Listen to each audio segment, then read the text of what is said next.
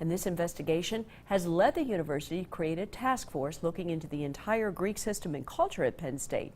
One sorority woman says she's curious to hear about their findings because she knows firsthand Kappa Delta Rho isn't the only frat where this is happening. Ingersoll has her story. The woman I spoke with says this issue is more widespread than just at Kappa Delta Rho. And she knows that because a few years ago, a different fraternity here at Penn State spread around a picture, and she was in it. I was passed out, not giving consent for a photo to be taken. It did show some explicit images. In the wake of the KDR investigation, this sorority woman is sharing her story, but she asked us to conceal her identity because she's nervous about the backlash she could receive. She says hearing brothers from Kappa Delta Rho had this private Facebook page didn't surprise her.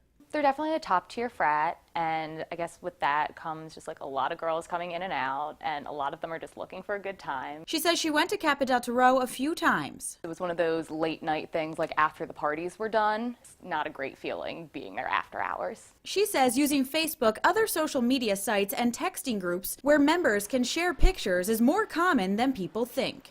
For this to be the only instance that's come out is kind of shocking. We've all kind of heard whispers about it before, not just this frat.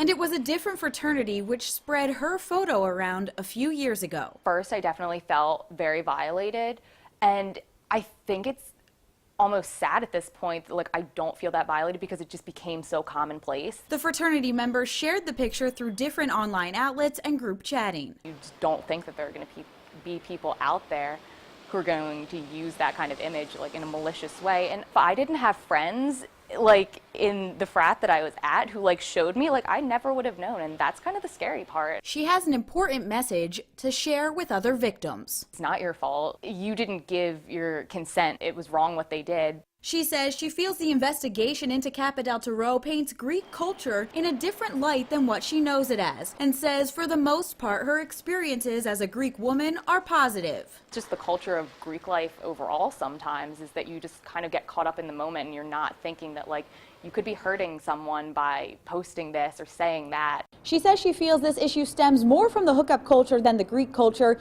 She never pursued any legal action, but says she did ask the fraternity members to stop sharing that picture and spreading it around, and she says they did. Reporting in State College, Ingersoll, WTAJ News.